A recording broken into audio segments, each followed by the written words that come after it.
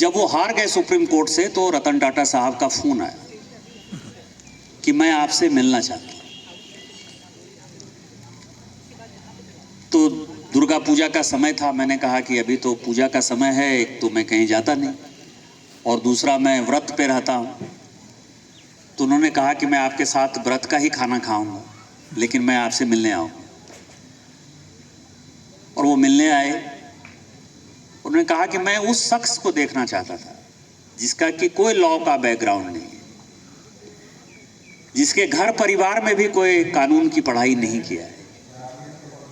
Tata administrative service जो है वो अपने आप में बड़ा महत्वपूर्ण है। नानी पालखीवाला ने उसके लॉ डिपार्टमेंट को इतना मजबूत बना के रखा है। मेरा पूरा टाटा ट्रस्ट का लॉ डिपार्टमेंट और इस देश का जितना फाइनेस्ट ब्रेन था लॉ का, लीगल का, हरीश साल्वे से लेकर मुकुल रोहतगी तक, वो ये कहता रहा कि ये रिपोर्ट गलत है और एक लड़के ने जो है इतनी बड़ी रिपोर्ट बना दी और हम हार गए। मैं इसीलिए उस आदमी से मिलना चाहता हूं। मैं कॉलेज के विद्यार्थी होने के बाद की बात कर रहा हूं। तो एक झोपड़ी जो है, झोपड़ी होता था, झोपड़ी में छुप कर जो है कि कोई बड़ा बुजुर्ग देख तो नहीं रहा है और गांव मोहल्ले का भी कोई आदमी यदि देख ले तो वो सबसे बड़ा खराब चीज था कि ये लड़का तो कुछ जिंदगी में करेगा ही नहीं, चौक पर जो है ये लखेरागिरी करते रहता है, चाय पीता। देवव्रत पुस्तक मेला में ये युवा संसद का आप देख सकते हैं, ये एक प्रारूप तैयार किया गया है।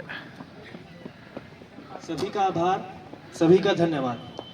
मैं श्वेतांशु झा इस सदन के स्पीकर के तौर पर आज से अपना कार्यभार संभालूंगा। जैसे मेज थपथपा किसी भी चीज को पारित करते हैं उसी तरीके से पहले मैं गीता के श्लोक से करना चाहूंगा, जिसमें मैं चाहूंगा कि आप सबका ध्यान हो। और इस विद्या ददाति विनयम विनयाद याति पात्रता पात्रत्वाद धनमाप्नोति धना धर्मम तथा सुखम। अर्थात विद्या से विनय आती है, विनय से देख सकते हैं हमारे बीच गोड्डा सांसद डॉक्टर निशिकांत दुबे इस कार्यक्रम में शिरकत करने के लिए उन्होंने उद्घाटन भी किया इस कार्यक्रम का। इन्हीं कुछ मंत्री और लीडर ऑफ द अपोजिशन से आग्रह करूंगा कि वो फूलों का गुलदस्ता लें और हमारे आज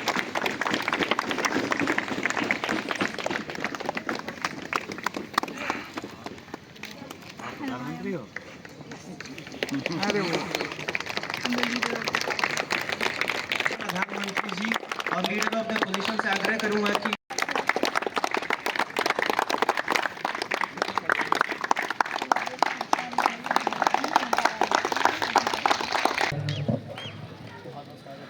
इस मेला को अपने कंधों पर पिछले 22 वर्षों से ढो रहे डॉक्टर सुभाष राय जी, हम सबों के अभिभावक रामनंदन बाबू और आए हुए तमाम अध्यक्ष लोकसभा, प्रधानमंत्री जी, विपक्ष के नेता, सभी मंत्रीगण, सभी सांसदगण और दर्शक दीर्घा में बैठे सभी विशिष्टजन, पत्रकार मित्रों, एक बड़ा इनिशिएटिव पुस्तक मेला ने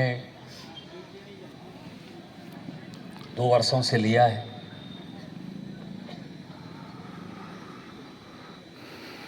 और मैंने जब पहली बार इन लोगों ने ये कार्यक्रम किया था तो आलोक मलिक साहब जितने एक्टिव रहते हैं उससे ज़्यादा एक्टिव जो है मैंने उनके बेटे को देखा। और एक चीज़ जो मुझे खुशी हुई कि संविधान जिस तरह से चलता है,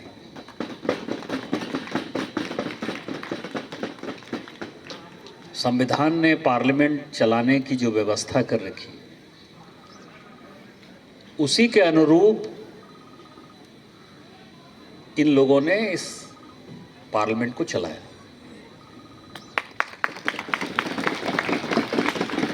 मैंने डिबेट के स्तर को देखा, और डिबेट का स्तर भी जो देश की समस्याओं के लिए जागरूकता होनी चाहिए,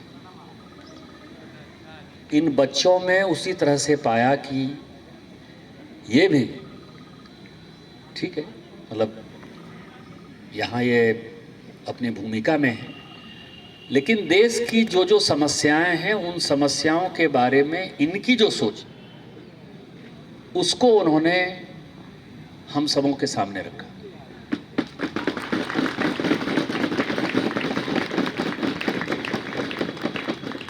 और इससे एक जो खुशी मिली मुझे कि एक जो बीच के दिन में जो वातावरण बन गया था कि राजनीति में वही लोग आएंगे या उन्हीं लोगों को आना चाहिए जिनको कोई काम नहीं है, या जो सबसे कमज़ोर विद्यार्थी है, जो परीक्षा में फेल होता है, बढ़िया से बीए भी पास नहीं कर सकता है, जिसको लाठी डंडा गोली चलाना आता है, जो जितना गाली दे सकता है, वही राजनीति में जाएंगे। समाज का जो वो वर्ग, खासकर तत्कालीन युवा वर्ग कट रहा था राजनीति से, इन चीज़ों से मुझे सुकून मिला कि जो अच्छे लोग हैं, जो अच्छे विद्यार्थी हैं, जो अच्छे समाज से आते हैं, उनको भी राजनीति में रुचि है या राजनीति के बारे में वो जानकारी रखते हैं या रखना चाहते हैं। इसलिए ये बच्चे निश्चित तौर पर बधाई की बात है, क्योंकि मैं हमेशा व्यक्तिगत ये मानता हूँ कि कोई भी जगह खाली नहीं रहती। यदि प्रजातांत्रिक व्यवस्था है तो कोई न कोई सांसद बनेगा। आप भाग लेना चाहते हो, आप चुनाव लड़ना चाहते हो, आप राजनीतिक दल में सक्रिय होना चाहते हो, आप हो या नहीं हो, चुनाव तो होगा ही। और आप यदि समाज का अच्छा प्रबुद्ध वर्ग, पढ़ा लिखा वर्ग, यदि राजनीति से विमुख होगा तो फिर गुंडे बदमाश ही होंगे, लेकिन एमपी तो होगा कोई ना कोई, एमएलए कोई ना कोई होगा, मंत्री कोई ना कोई होगा, मुख्यमंत्री कोई ना कोई होगा। तो इसीलिए एक अच्छा लगा कि इन लोगों के मन में डॉक्टर बनना है, इंजीनियर बनना है, आईएएस बनना है, आईपीएस बनना है, लेकिन नेता भी बनना है, और नेता बनकर देश को कैसे आगे चलाना है, ये एक बहुत अच्छा लगा मुझे।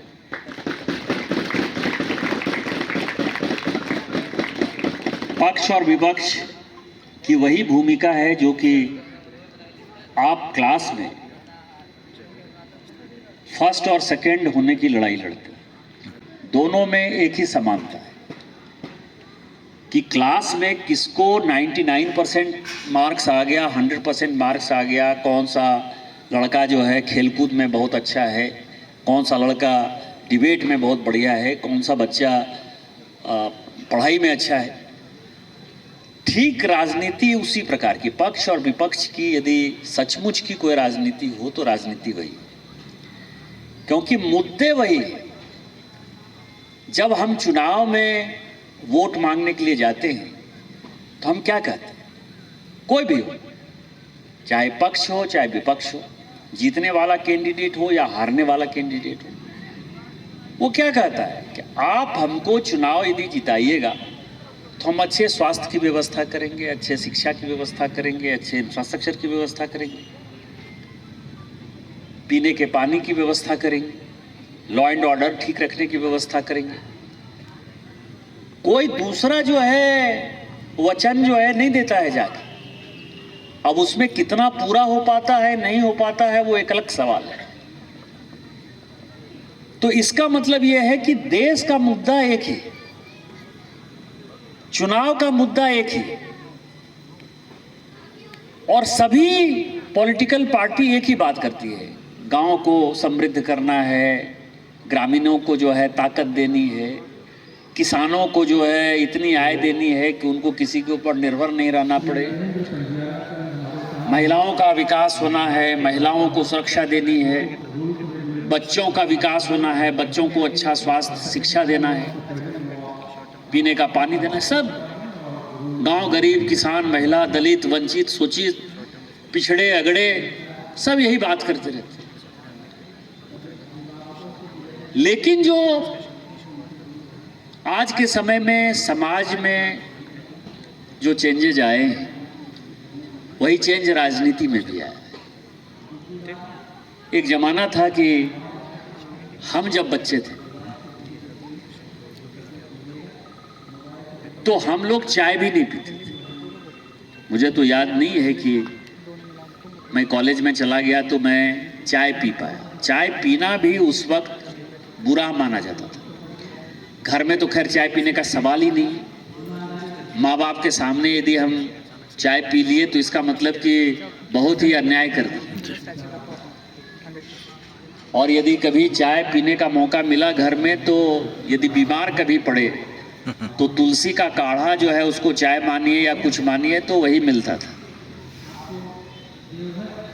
लेकिन मान लीजिए कि किसी को चाय पीने की आदत हो गई और वो चौक चौराहे पर चाय के दुकान पर यदि बैठा है, मैं कॉलेज के विद्यार्थी होने के बाद की बात कर रहा हूँ, तो एक झोपड़ी जो है, झोपड़ी होता था, झोपड़ी में छुप कर जो है कि कोई बड़ा बुजुर्ग देख तो नहीं रहा है, और गांव मोहल्ले का भी कोई आदमी यदि देख ले तो वो सबसे बड़ा खराब चीज़ था कि ये लड़का तो कुछ जिंदगी में करेगा ही नहीं, चौक पर जो है ये लखेरागिरी करते रहता है, चाय पीता है।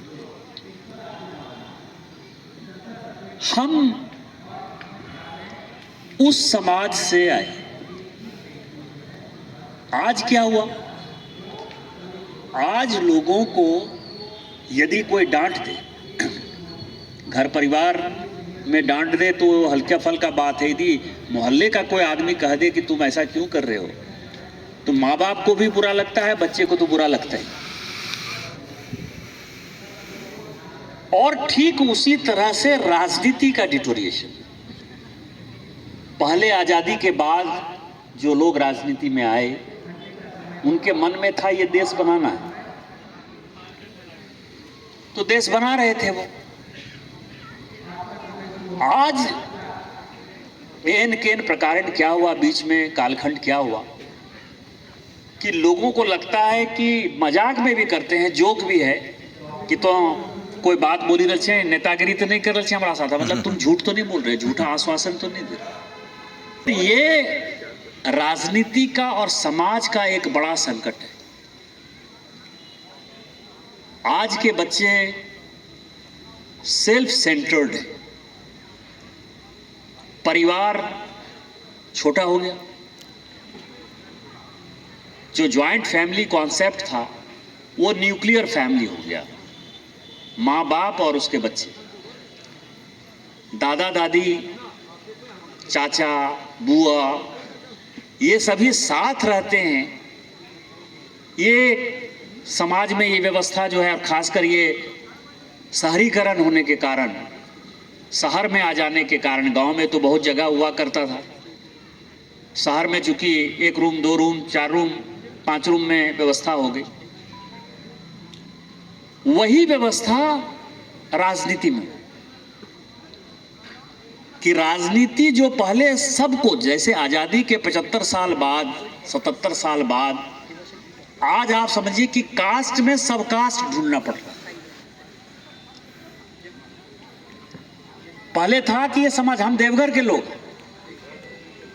हम आंध्र प्रदेश के लोग, हम झारखंड के लोग, हम बिहार के लोग, ये जो हमारा परिचय था वो परिचय अब गांव में सिमट गया। और गांव में भी हम किस जाति के हैं, इसमें धीरे धीरे और भी हम सिमटते जा रहे हैं। और इसलिए विकास जो हम समाज के लिए करते थे कि हम रेल ले आएंगे, हम ट्रेन दे देंगे, हम एयरपोर्ट बना देंगे, हॉस्पिटल बना देंगे सबका, अब उसमें है कि हमने किस इलाके में दिया। और मेरे जीवन में ये कई घटनाएं हुई हैं कि एक हमारे यहाँ गेरुआ रिवर है, गोड्डा में कजिया है, गेरुआ है, चीर है, वर्षों से एक भी पुल नहीं था। हमने एक पुल बना दिया तो हमको लगा कि उस इलाके के लोग मुझे बहुत सम्मान करेंगे कि आज़ादी के 70 साल बाद आप पुल बनाए। तो लोगों ने कहा कि अगला चुनाव में यो तरह वोट नहीं दूं कहना कि तो हाँ अपना जात वाला कंजी छे पुल बना लियो। उस वक्त मुझे यह अंदाजा ही नहीं था कि ये भी एक बड़ा प्रश्न है, बड़ा सवाल है। तो ये जो डिटोरिएशन है राजनीतिक जीवन में, उसको भी नेताओं ने ही पैदा किया कि हमने अपने छोटे से स्वार्थ में जो देश को आगे बढ़ाना था, जब हम बाहर जाते हैं तो कहते हैं कि हम भारत के हैं, उसको हमने छोटे छोटे चीज़ों में बांट दिया। तमिल सबसे ओल्डेस्ट लैंग्वेज है कि संस्कृत सबसे ओल्डेस्ट लैंग्वेज है, इस पर लड़ाई चल रही। हम अंग्रेजी से नहीं लड़ रहे, हम फ्रेंच से नहीं लड़ रहे, और विकास के लिए कोई भाषा का कोई महत्व नहीं है इसके लिए नहीं लड़ रहे। यदि ऐसा होता तो ब्रिटेन यदि डेवलप हुआ तो जर्मनी भी डेवलप हुआ, रूस भी डेवलप हुआ, फ्रांस भी डेवलप हुआ। सभी की भाषा तो अलग अलग है, कोई ऐसा थोड़ा है कि अंग्रेजी बोलता है।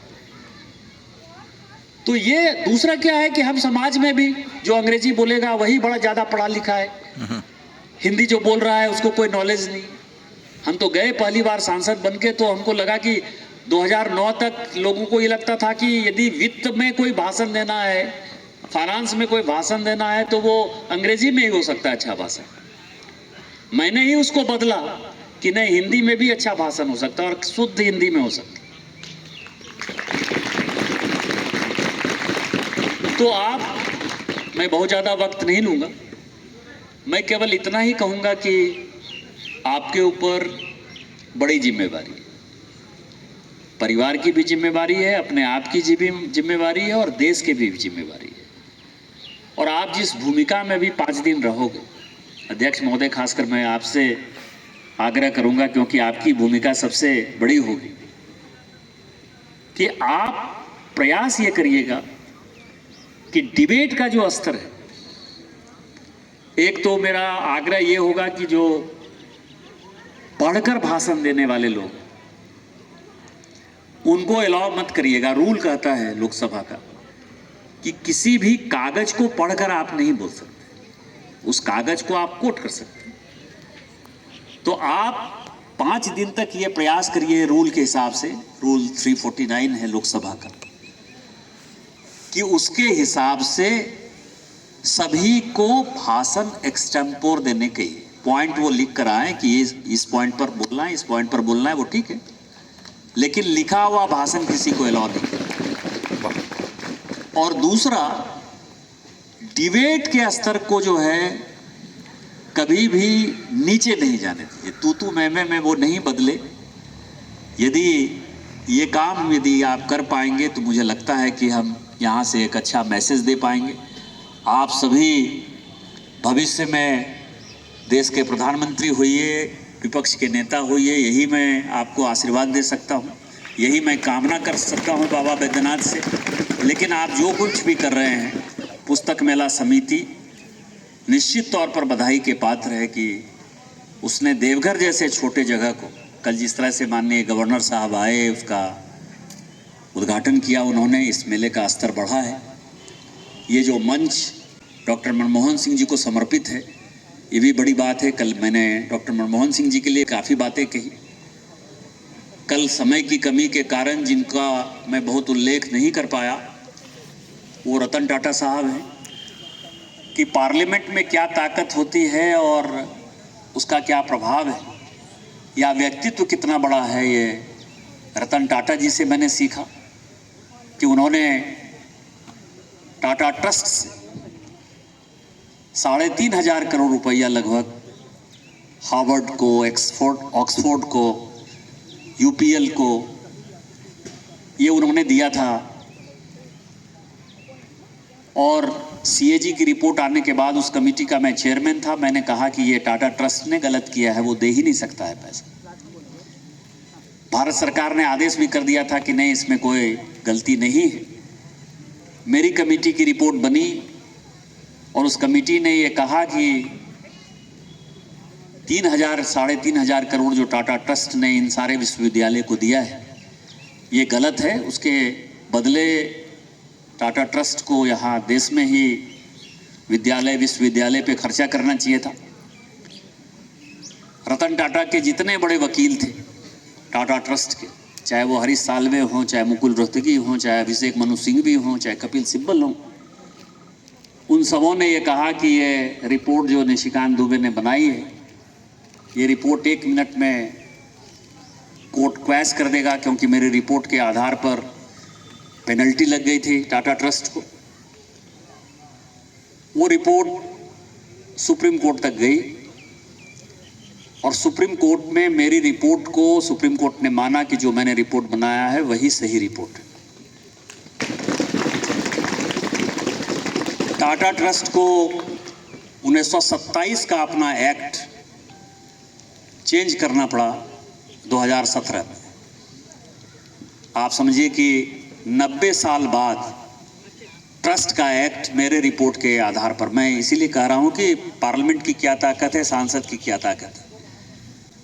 जब वो हार गए सुप्रीम कोर्ट से तो रतन टाटा साहब का फोन आया कि मैं आपसे मिलना चाहता हूं। तो दुर्गा पूजा का समय था, मैंने कहा कि अभी तो पूजा का समय है, एक तो मैं कहीं जाता नहीं और दूसरा मैं व्रत पे रहता हूं। तो उन्होंने कहा कि मैं आपके साथ व्रत का ही खाना खाऊंगा, लेकिन मैं आपसे मिलने आऊंगा।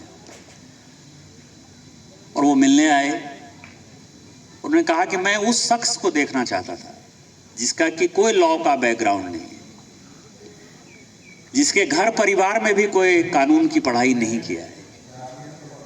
टाटा एडमिनिस्ट्रेटिव सर्विस जो है वो अपने आप में बड़ा महत्वपूर्ण है। नानी पालखीवाला ने उसके लॉ डिपार्टमेंट को इतना मजबूत बना के रखा है। मेरा पूरा टाटा ट्रस्ट का लॉ डिपार्टमेंट और इस देश का जितना फाइनेस्ट ब्रेन था लॉ का, लीगल का, हरीश साल्वे से लेके मुकुल रोहतगी तक, वो ये कहता रहा कि ये रिपोर्ट गलत है और एक लड़के ने जो है इतनी बड़ी रिपोर्ट बना दी और हम हार गए। मैं इसीलिए उस आदमी से मिलना चाहता हूं। और वो मिले हमसे। उन्होंने कहा कि मैं आजीवन आपको टाटा ट्रस्ट का सदस्य बनाना चाहता हूं। मैंने कहा सांसद होने के नाते मैं ये काम नहीं कर सकता। उन्होंने कहा कि मैं आपको टाटा की सारी प्रॉपर्टी में जिंदगी भर की पूरे परिवार को फ्री में जो है रहने का, मतलब मैं आपको गिफ्ट देना चाहता हूं। मैंने कहा वो भी मैं नहीं ले सकता, लेकिन फिर भी टाटा साहब ने जो है एक फैमिली एंड फ्रेंड का गिफ्ट बनाया था, जिसमें कि कुछ कंसेशन मिलता है आपको उनके होटल में और उनकी व्यवस्था में रहने के लिए। वो कार्ड नंबर 1 उन्होंने मुझे और 2 नंबर कार्ड उन्होंने मेरी वाइफ को दिया। कहा कि इसको आप मना नहीं कर सकते हो क्योंकि आप झारखंड के हो और मैं भी झारखंड का हूं। तो व्यक्तित्व वो था, बड़ा वो है। हारने के बाद भी आप समझिए जिस टाटा ट्रस्ट को इतना मार पिटाई लगा, जिसके कारण कि 7,000 करोड़ का नुकसान हुआ टाटा ट्रस्ट को, उसके बाद भी उस व्यक्ति को लगता था कि यदि टैलेंट कहीं है, योग्यता कहीं है, क्षमता कहीं है, तो उस व्यक्ति के साथ जरूर बातचीत रहनी चाहिए। यही श्रद्धांजलि है रतन टाटा के लिए और यही देश के लिए है कि देश ऐसे ही बनता है, ऐसे ही देश को बनाना चाहिए। आप सबों को ढेर सारी शुभकामनाएं। जय हिंद, जय भारत।